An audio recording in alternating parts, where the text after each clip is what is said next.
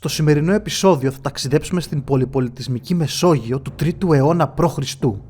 Σε μια εποχή όπου Καρχιδόνοι, Ρωμαίοι, Έλληνες, Ιταλοί και άλλα κλειδωμένα factions σε άλλα DLC ανταλλάσσουν πολιτισμούς, αγκαλιάζουν τη διαφορετικότητα και όταν οι αγκαλίτσες δεν τους βγαίνουν, απλά αιματοκυλίουν το σύμπαν.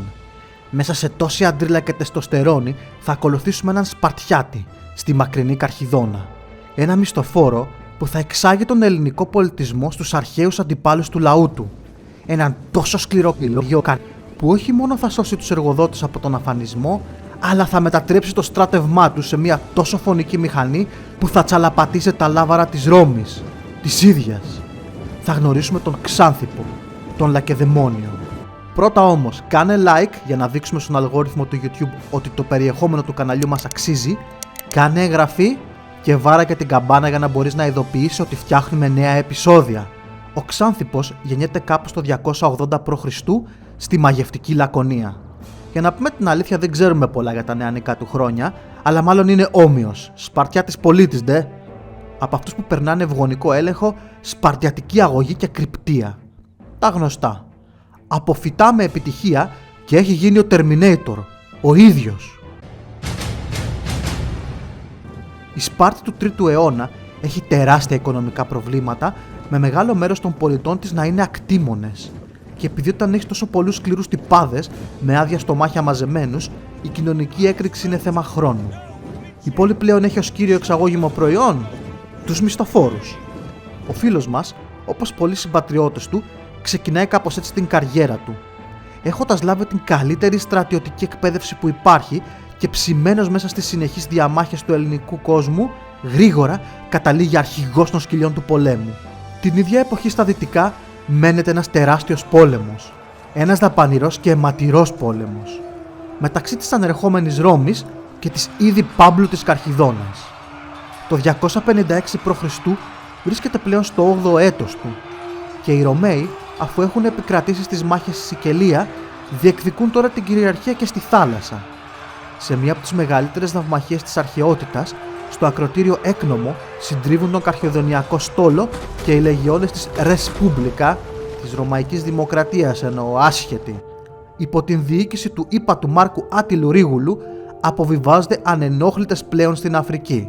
Στραπατσάρουν τα εναπομείνοντα καρχιδονιακά στρατεύματα και φτάνουν στην πόλη Τίνητα. 15 χιλιόμετρα μόλις από την Καρχιδόνα, την ίδια. Από εκεί, αντιγράφοντας την επιτυχημένη τακτική του Αγαθοκλή, by the way, πάνω δεξιά πατάς κλικ και βλέπεις επεισόδιο Κλέουρα. Ό,τι καλύτερο. Προσπαθούν λοιπόν να ξεσηκώσουν σε αποστασία τους υποτελείς της Καρχιδονιακής ενδοχώρας. Ο Ρωμαίος ύπατος θέτει εξευτελιστικούς όρους προς διαπραγμάτευση και οι άρχοντες της φοινικικής μεγαλούπολης αποφασίζουν αγώνα μέχρι σε σχάτων. Η κατάσταση είναι κρίσιμη. Οι Καρχιδόνιοι πολίτες επιστρατεύονται μαζικά, ενώ ταυτόχρονα δεν ξεχνούν τη γνωστή τους πρακτική: να πληρώνουν άλλους για να πολεμούν για την πάρτη τους. Απεσταλμένοι στέλνονται στις άκρες της Μεσογείου προκειμένου να στρατολογήσουν νέους μισθοφόρους. Ένας ξενολόγος, στρατολόγος μισθοφόρων, που να ξέρετε τώρα εσείς τι είναι αυτά, φτάνει στο ακροτήριο Τέναρο, όπου αράζουν οι άνεργοι Έλληνες μισθοφόροι. Συλλογικές συμβάσεις υπογράφονται και ανάμεσα σε αυτούς που κλείνουν συμβόλαιο είναι και ο φίλος μας, ο Ξάνθυπος. Με το που πατάει ο δικός μας σανδάλι στην Καρχιδόνα, αντικρίζει την τραγική κατάσταση στην οποία έχει περιέλθει ο στρατός της πόλης. Αρχίζει να κράζει τους Καρχιδόνιους στρατηγούς. Κατά αυτόν, για τις αποτυχίες δεν φταίνουν οι στρατιώτες, αλλά οι γείτορές τους, που είναι ανίκανοι να εκμεταλλευτούν τα πλεονεκτήματα του στρατού. Και εφόσον δεν υπάρχουν μεγαλύτεροι κουτσομπόλιδες από τα φαντάρια, τα λόγια φτάνουν από στόμα σε στόμα στα αυτιά της γερουσίας της πόλης. Θες τώρα το θράσος του Σπαρτιάτη που τους τη λέει μες στο σπίτι τους? Θες το γεγονός ότι όντως η ομάδα δεν τραβάει? Τον καλούν να δώσει εξηγήσεις. Εκεί ο δικός μας, παλιά καραβάνα στη διοίκηση βίαιων ανδρών, τους εκθέτει με άψογο επαγγελματισμό την άποψή του. Τους εξηγεί τους λόγους που ο στρατός της πόλης εξευτελίζεται διαρκώς από τις Ρωμαϊκές λεγιώνες και τους προτείνει μια σειρά μεταρρυθμίσεων. Η γερουσία τον ακούει και τελικά όχι μόνο εγκρίνει τις προτινόμενες μεταρρυθμίσεις, αλλά τον διορίζει και αρχιστράτηγο, προκειμένου να τις εφαρμόσει. Εδώ και τώρα αλλαγή. Στην Καρχιδόνα εννοώ, έτσι. Η αλλαγή ενίκησε. Νέα Καρχιδόνα.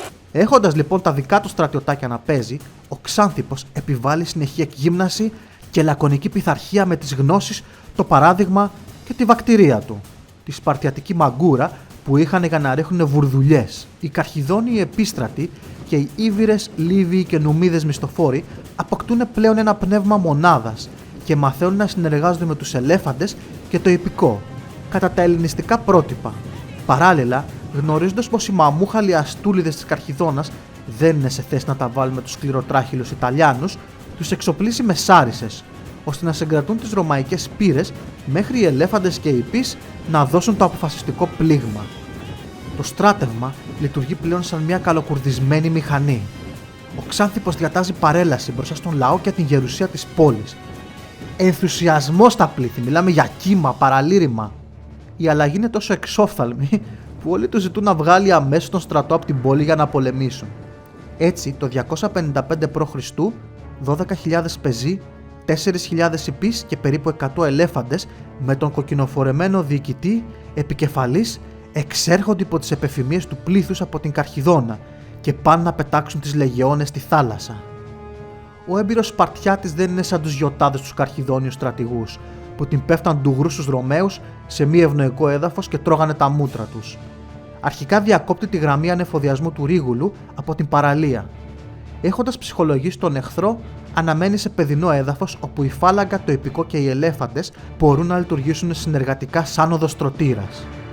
Ο Ρωμαίος ύπατος, έχοντας γίνει αλαζόνας από όλες τις φάπες που έχει μοιράσει ως τώρα στους Καρχιδόνιους, παρά το ότι αντιλαμβάνεται πως κάτι έχει αλλάξει στον τρόπο που κινούνται οι αντίπαλοι του, τους θεωρεί εύκολη λία και σπέβδει να τους αντιμετωπίσει πριν τον αντικαταστήσει ο ύπατος του νέου έτος και του κλέψει τη δόξα. Με απόλυτη εμπιστοσύνη στο σκληροτράχυλο πεζικό του και θέλοντας να λάβει αντίμετρα για την επέλαση των ελεφάντων, ξεκινάει για να ισοπεδώσει τους φλόρους τους Καρχιδόνιους και τον συρφετό των μισθοφόρων που σέρνουν πίσω τους. Ο Ξάνθιππος, που βλέπει τον αντίπαλο να έρχεται ακριβώς εκεί που τον θέλει, παρατάσσει στο κέντρο την καρχιδονιακή φάλαγγα και στις πτέρυγες τους μισθοφόρους πεζούς. Καλύπτει το σύνολο της παράταξης με τους ελέφαντες και στα πλευρά αναπτύσσει τους Νουμιδούς και Καρχιδόνιους ιππείς του. Η μάχη ξεκινάει.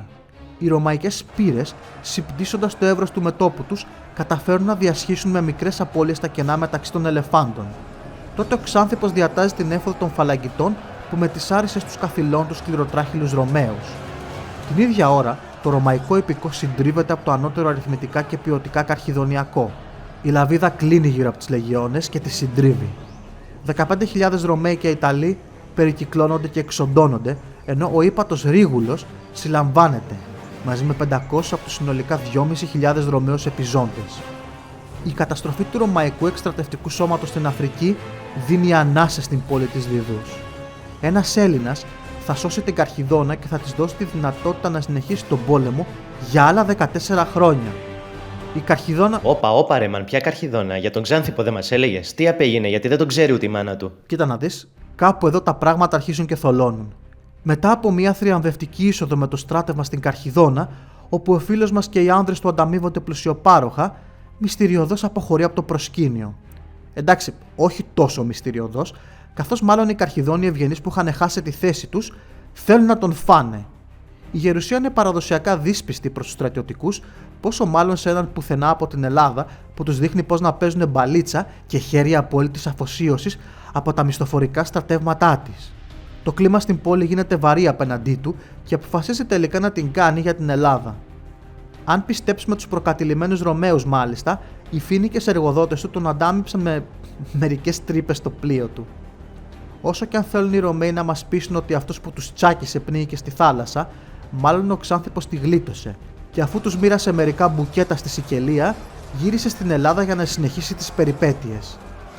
Κάποια χρόνια μετά, κάποιες πηγές αναφέρουν κάποιον Ξάνθιππο ως κυβερνήτη επαρχίας της Αιγύπτου του Πτολεμαίου του Ευεργέτη. Άγνωστο αν έμεινε εκεί ή γύρισε στην Ελλάδα. Αλλά εμείς θα σας αφήσουμε την εικόνα ενός τουμπανοπαππού Σπαρτιάτη που το πρωί πλακώνει τους νέους πολεμιστές με το ραβδί του για να τους κάνει φωνικά μηχανήματα, ενώ το βράδυ πίνει τις κρασάρες του και αναπολύει τις παλιές καλές μέρες που ζούσε για τη δόξα και τη χαρά της μάχης. Ο Ξάνθιππος υπήρξε χαρακτηριστικό τέκνο του κόσμου του. ενός κόσμου όπου ο κοσμοπολιτισμός και το ανήσυχο φιλοσοφικό πνεύμα συνυπήρχαν με τη βία, τις δολοπλοκίες και τον τυχοδιοκτισμό. Σε μια περίοδο που το άστρο της Ρώμης ανέτειλε και ετοιμαζόταν να υποτάξει τις παλιές υπερδυνάμεις, στάθηκε ως ανάχωμα, κουβαλώντας την κληρονομιά της αρχαίας Σπάρτης και τη μεγαλοπρέπεια του ελληνιστικού κόσμου, θα γίνει μια ζωντανή προειδοποίηση ότι η πολεμική κουλτούρα των Ελλήνων όχι μόνο ήταν ζωντανή, αλλά έτοιμη να συγκρουστεί και να τσακίσει οποιονδήποτε εχθρό. Με τη νίκη του έναντι των Ρωμαίων θα μείνει στην ιστορία ένας από τους τελευταίους μεγάλους λακεδαιμόνιους. Ένας πραγματικά σκληρός λόγια της ιστορίας. Ο Ξάνθιμος, ο Σπαρτιάτης.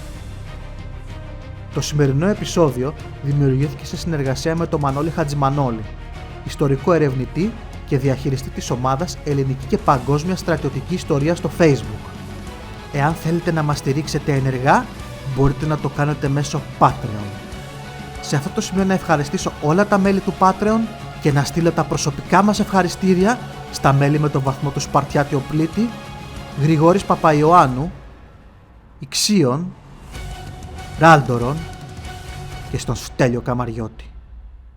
Έως την επόμενη φορά, να είστε καλά.